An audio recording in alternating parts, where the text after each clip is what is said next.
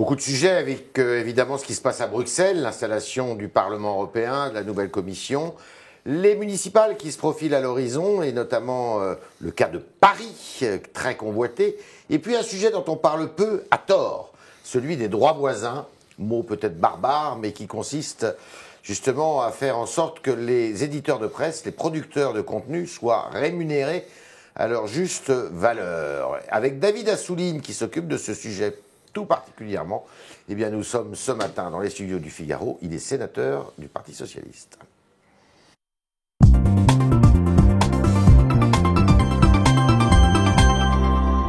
Assouline, bonjour. Bonjour. Merci de votre présence. Sénateur de la République. Sénateur de la République, puisqu'on est, par définition, quand on est député et sénateur, eh bien, élu de la nation. Il y a beaucoup de jeunes aujourd'hui qui sont un peu stressés, là, parce qu'ils n'ont pas leurs résultats. Ils se demandent s'ils vont avoir le résultat de leur bac avec des enseignants qui retiennent la publication des notes. Vous approuvez ces enseignants ou vous les comprenez ?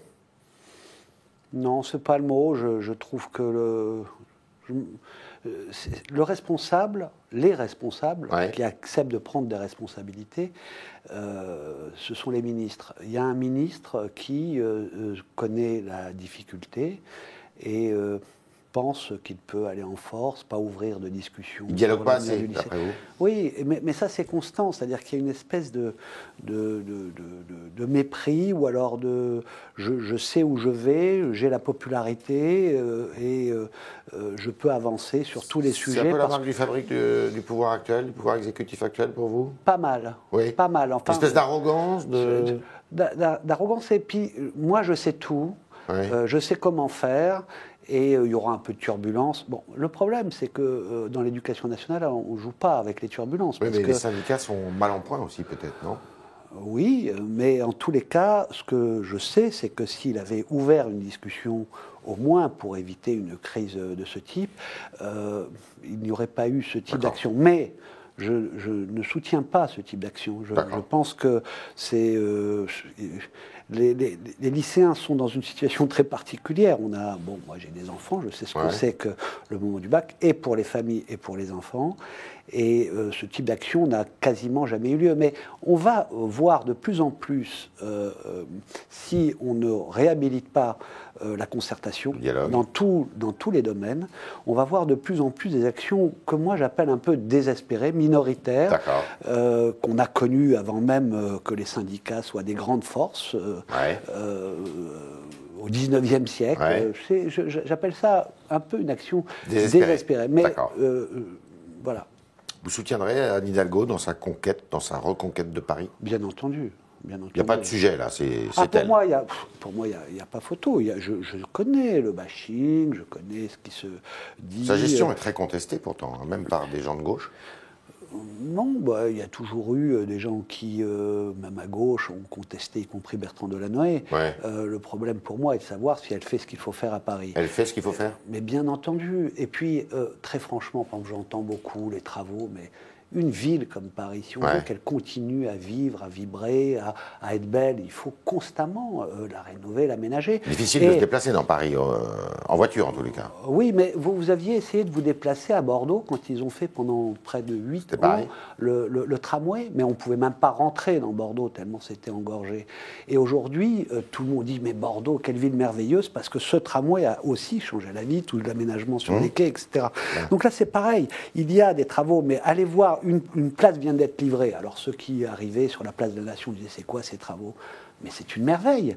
Aujourd'hui, c'est un jardin en plein air et 80% de la place, ce sont des piétons, ce sont des gens qui jouent au boule, c'est de la végétation. Avec le réchauffement climatique, heureusement qu'on remet un peu d'air au cœur de Paris et avoir le courage de le faire. Parce que c'est marrant, elle fait ce qu'il faut faire. Elle sait que ce n'est pas populaire de faire des travaux un an avant les élections, mais elle sait que c'est ce qu'il faut faire. On attend d'un élu qu'il agisse, pas qu'il blabla blatte.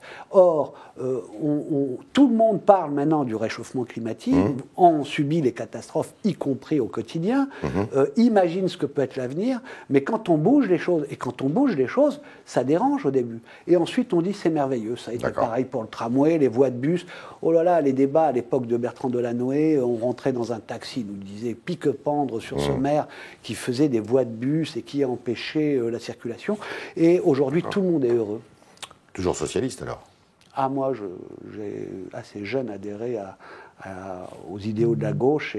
Certes, mais le Parti socialiste, c'est toujours votre maison. C'est une maison qui est bien gérée. Olivier Faure, qui est très contesté aussi. J'ai reçu pas mal d'élus socialistes qui contestent sa façon de faire. Il y en a qui pensent qu'il faut continuer à commenter sur les plateaux les appréciations sur les uns et les autres. C'est à l'idée socialiste que j'ai adhéré. Il y a des formes. Le Parti socialiste a été très bas, il a été très haut. Et des fois très rapidement, parce que franchement, quand commence le mandat de François Hollande, on peut dire que la présidence de la République, quasiment toutes les régions, la grande majorité des départements, les grandes villes, le Sénat, c'était historique, et la majorité à l'Assemblée, ça faisait beaucoup, et 5 ans après... réduit à la portion qu'on veut, quand même. Oui, donc, c'est-à-dire que je ne pense pas que le PS va se reconstruire en recrutant à nouveau plus, c'est-à-dire en refaisant fructifier sa chapelle. Il y a une vraie refondation de cet espace politique qui est social, mais qui doit aujourd'hui être au même titre écologiste, social-écologiste. Ouais. Je pense que ça, c'est fondamental. Cet espace existe. Il va dans ce sens-là, le Parti socialiste, actuellement ? Il apporte sa contribution. Vous êtes satisfait de la gestion d'Olivier Faure, justement, de la façon dont il conduit les choses ? Mais je pense qu'il il dialogue pas beaucoup, paraît-il. Il a de la bonne volonté. Je ne vais pas, moi, dire tout est parfait. Le problème, c'est que combien de désertions ? C'est-à-dire qui viennent mettre la main à la pâte.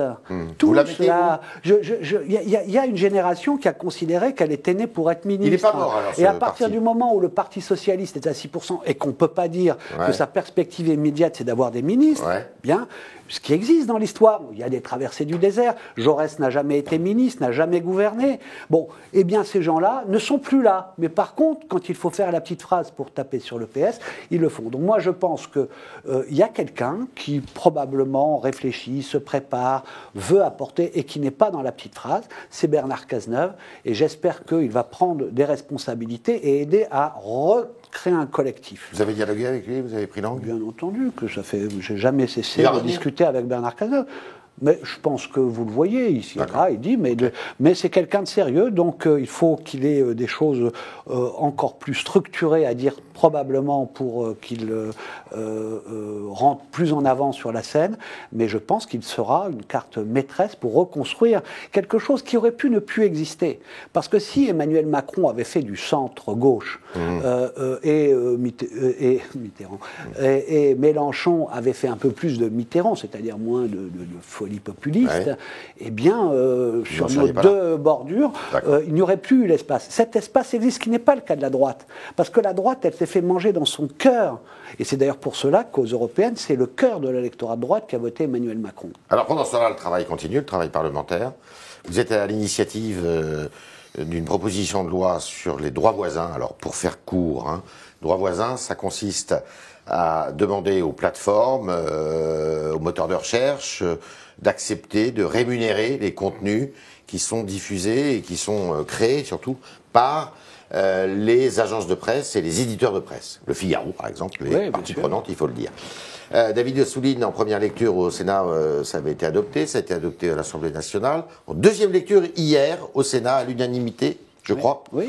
Votre proposition a aussi été, avec des ajustements, que vous allez peut-être nous expliquer, a été adopté. Ça doit intervenir à l'Assemblée nationale dans 15 jours, 23 juillet. 23 juillet. Donc on serait le premier pays, pardon de cette introduction un peu longue, le premier pays européen à avoir une disposition de force législative sur les droits voisins, qui consiste à ce que les éditeurs de presse soient rémunérés pour le travail qu'ils fournissent. Chapeau. Chapeau l'artiste. Non. Dans le détail, qu'est-ce que ça change ? Bon, d'abord, une chose fondamentale, il y a une crise de la presse parce qu'il y a une révolution technologique, il y a aussi l'irruption sur la scène mondiale de géants du net qui... Ils sont rarement français. Oui, on essaye avec Quant d'avoir des alternatives plus éthiques, etc. Mais elles ne sont pas à hauteur de ces géants qui ont des capacités plus grandes que les États. Et ça, c'est aussi un des sujets, parce qu'au début, ça fait longtemps que je me bats là-dessus, mais j'avais initié quelque chose de national et j'avais constaté qu'en Espagne ou en Allemagne, ils avaient essayé et Google avait menacé de déréférencer, etc. Ils avaient reculé. Donc voilà à quoi sert l'Europe. Parce que 700 millions d'internautes, ça, Google regarde de plus près. Oui, parce qu'il faut dire qu'il y a une directive européenne qui a été adoptée. Donc il fallait faire les deux. Et j'ai commencé à faire avancer une loi en même temps que la directive qui pouvait capoter, parce que ça s'est fait à la dernière minute, avancer au niveau européen. Quand elle a été adoptée, on est prêt à la transposition, donc on ne va pas perdre de temps. Et le principe, c'est que voilà, les lecteurs achètent moins les formules papier qui étaient des classiques. La publicité, qui est la deuxième ressource de la presse, justement, a été captée complètement par Google et compagnie. On dit 80%, mais bon, voilà, par justement ces géants. Et on leur dit, voilà, pourquoi on utilise Google, pourquoi on voit de la publicité sur Google? Eh bien, parce que 80% viennent parce qu'il y a des infos. Voilà. Vous fabriquez une info? Non, ils n'en fabriquent pas une seule. Pourtant, ça coûte. D'accord, d'aller chercher l'info. La grande majorité, ils disent, oui, mais on met le lien qui va dire ensuite, vous pouvez aller sur le Figaro pour le lire, ou sur Le Monde, etc. Le problème, c'est que 80% de ceux qui rentrent se contentent des 4-5 lignes et ne vont pas. Sur le Figaro. Et donc, voient la publicité dont profite Google, voit l'information suffisante qui a été créée ou par le Figaro, par le Monde, ou par la PQR, par exemple. C'est toutes les formes de presse. Médias, et les agences de presse, imaginez, elles sont complètement pieds, puisque leur formule c'est déjà des papiers d'infos bruts, purs. David Assouline, ça va concerner principalement les éditeurs de presse d'information générale ou tout le monde? Alors justement, le problème, c'est qu'à partir du moment où on crée ce droit, il faut dire que c'est un droit pour la presse. Voilà. Cependant, ce qu'on veut faire, c'est aussi aider au fonctionnement démocratique. Et nous savons que la presse en France, depuis 1945, avec tout son maillage de PQR, mais ses grands quotidiens nationaux, le pluralisme que ça exprimait, a constitué notre démocratie. C'est ce qui fait vivre presque inconsciemment auprès de chaque citoyen ce que c'est que la démocratie. Bien. Donc, bien entendu, moi, si je me bats, c'est pour eux, c'est pour ça, c'est pour sauver cette presse-là. Après, justement, l'ajustement qui a été fait hier, c'est de donner des critères. Parce que sinon, pour tenir compte de certains critères pour la distribution de ce qui va être récolté auprès de Google, ou sinon, le critère évident pour tout le monde, c'est le nombre de clics. C'est l'audience. Bien. Si c'est l'audience, vous pouvez avoir la manne qui va vers une presse people, racoleuse, qui a des titres chocs, alors on va cliquer, et pas pour... Alors comment vous faites alors? Eh bien, j'ai amendé en mettant, bien sûr, qu'il y aura le critère d'audience, qu'il y aura aussi le critère d'investissement humain et financier et technologique, parce que quand on embauche beaucoup de journalistes, c'est un investissement et on a de l'information, donc on doit en tenir compte, mais aussi le fait de contribuer à l'information politique générale. Différencié. Non, pas du tout. C'est une indication qui dit au moment où vous allez négocier avec Google ensemble, tout le monde va aller en négociation, il faudra créer une société de récolte des droits voisins ou la déléguer à une société existante. Quand on va négocier avec Google, ensuite pour la répartition, eh bien, on va tenir compte de critères. Voilà, et nous, on a mis 3 critères qui nous semblent importants. Lesquels? Ça n'exclut, je viens de dire, les investissements financiers, humains, technologiques, le fait de contribuer à l'information politique et générale, et donc de faire en sorte que l'exercice de la démocratie soit bonifié. Et le troisième critère, c'est bien entendu l'audience aussi. Voilà. Mais ils ne sont pas exclusifs. Donc les autres se sont calmés, parce qu'au début, ils ont cru qu'on les excluait. Il y a la presse professionnelle, il y a la presse de la connaissance scientifique, etc. On leur a dit, tout le monde a profité, mais il s'agit là de mettre des critères essentiels. Quand est-ce que tout ça va entrer en application? Eh bien, dès que la loi va être adoptée, il y a les délais normaux, Conseil du Conseil constitutionnel des possibilités de recours, etc. Et puis ensuite, elle doit s'appliquer dans les 3 mois. Dans les 3 mois. Donc ça Et on sera le pays pilote, en fait, en Europe, c'est ça? Ben, c'est ça, c'est-à-dire que ce qui est bien, c'est qu'on a été leader dans la bagarre pour la directive au niveau européen, quels que soient les gouvernements d'ailleurs français qui ont suivi cette négociation qui dure depuis 3 ans, au moins. Et là, tous les pays d'Europe se disent, mais comment? Parce que les directives, on peut les adapter un peu. Bon, donc regarde la France, et ça va être la première transposition qui peut servir de modèle, y compris dans la négociation avec Google, parce que comment c'est un bras de fer? Vous ne pensez pas que Google... Comment ça va se passer? Oui, c'est ça. Ils vont jouer le jeu? Évidemment que non. Ils ne l'ont jamais joué. Ils vont exercer leur rapport de force. C'est pour cela que hier, j'ai conclu les débats au Sénat en disant on a tout fait pour que vous soyez unis, et le seul garant que ça marche, c'est que toute la presse, magazines, quotidiennes, PQR, etc., les agences de presse soient ensemble, fortes, ne se désunissent jamais, ne cherchent pas à être débauchés. Google peut très bien faire. Donc c'est le début d'un bras de fer, là, alors? Oui, bien entendu.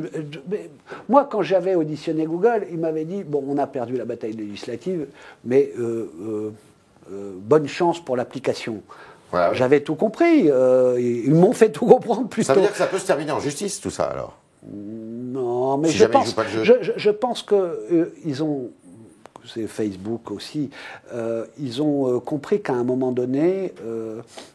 ils peuvent avoir des méthodes brutales, etc., mais que leur perte de crédit dans l'opinion va leur faire perdre de la valeur. Eux, c'est la valeur qui compte. À un moment donné, trop c'est trop, et donc je pense qu'ils vont essayer quand même de jouer le jeu, mais ils laisseront rien passer. Moins ils donneront d'argent, plus ils seront heureux, comme toujours. Vous estimez à combien la somme d'argent que ça pourrait rapporter tous les ans? Moi, je n'ai pas le pouvoir d'estimer, mais la presse a plus ou moins commandé une enquête. Ils disent 300 millions. Certains disent que ce n'est pas assez, mais il y a une enquête américaine, tenez-vous bien, qui dit, une enquête faite aux États-Unis, qui dit qu'aux États-Unis, c'est 4,6 milliards de dollars qui est capté, qui devrait être reversé à la presse. Plus grand, avec une presse beaucoup plus... Bien entendu, mais 4,6 milliards de dollars annuels. Bon, voilà, donc je comprends, à la rigueur, si c'était que la France, Google dirait, bon, c'est une cacahuète, mais la boule de neige que nous allons créer, ça va être sérieux, mais au moins, ça sera juste. David Assouline est avec nous ce matin, sénateur de la République, membre du Parti socialiste, qui est avec nous ce matin. Et c'est Julie Coulombe-Profisi qui va poser vos questions, chers internautes.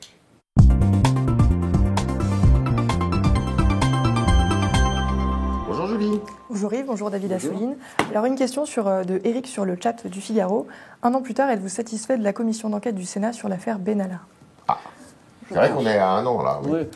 Enfin bon, je pense que le Sénat a joué son rôle, que c'est à son honneur. Vraiment, pour ce... Bon, moi, je ne suis pas membre de la commission d'enquête, parce que c'était en fait la commission des lois qui se transformait en commission d'enquête. Moi, je suis à la commission culture, donc j'ai suivi ça, bien sûr, de près, comme tout le monde. Et j'étais fier d'appartenir à une chambre parlementaire qui joue son rôle. La presse aussi a joué son rôle. D'ailleurs, c'est ce qui nous a incités, parce que c'est ce que la presse révélait, qui montrait qu'il y avait un vrai sujet. Et quelles que soient les dernières péripéties, notamment le fait que le parquet ne va pas poursuivre, on n'a jamais demandé, nous, autre chose qu'on transmet, parce que là, on ne nous a pas dit tout. Hein, et c'est évident qu'on ne nous a pas tout dit. Il faut juste revoir les choses et se rendre compte que nous avons joué un rôle, et plus jamais, je pense, après ça, l'exécutif ne se permettra de traiter par-dessus la jambe. Parce que moi, j'ai connu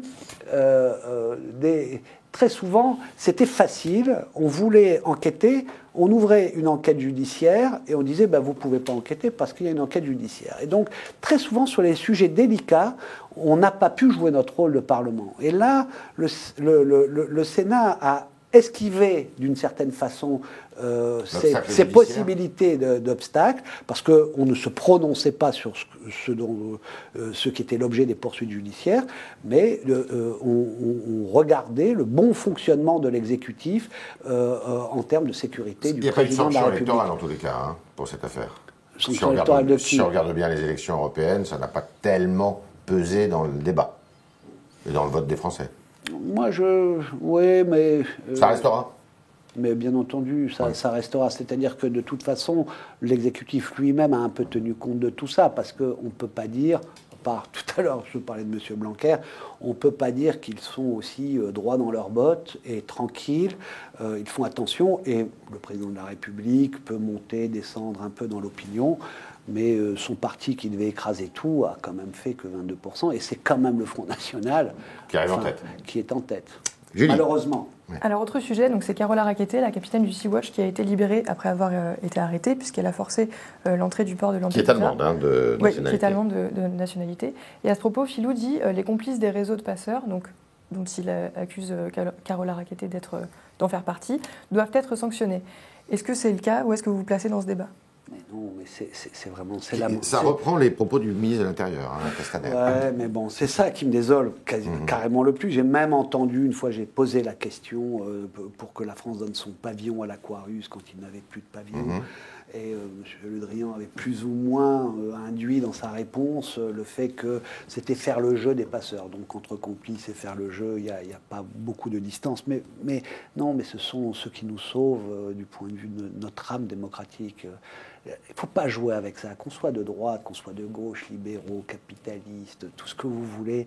Quand il y a des gens qui se noient, on essaye de les attraper. Et que quand on sait qu'il y en a des milliers qui se noient, qu'on fasse de l'humanitaire en se disant on a un bateau et on va avoir comme tâche, comme engagement de les ramasser en attendant que ces donneurs de leçons qui dirigent beaucoup d'États européens prennent les mesures nécessaires. Ça sera possible un jour ?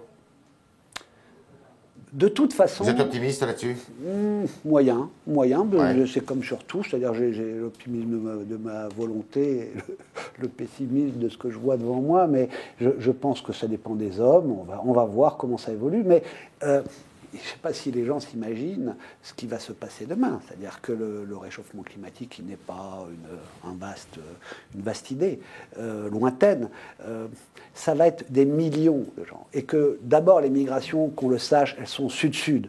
Les gens se déplacent du sud vers le sud, c'est-à-dire de pays pauvres vers des pays pauvres ou un peu moins pauvres.